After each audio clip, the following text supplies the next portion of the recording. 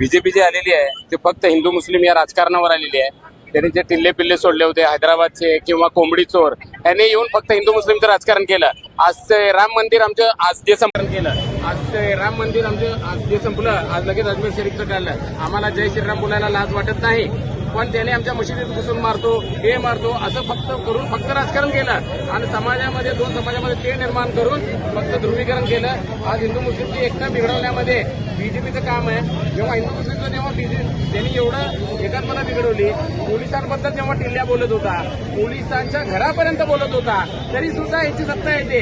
म्हणजे ही केवढी मोठी ईव्हीएमचं त्यांनी हॅकर आहेत त्याच्यावरूनच दिसून येत आहे. त्यांनी खरंच बॅलेट पेपरवर घेऊन त्यांनी दाखवून द्यावं की बाबा त्यांच्यामध्ये हिंमत आहे.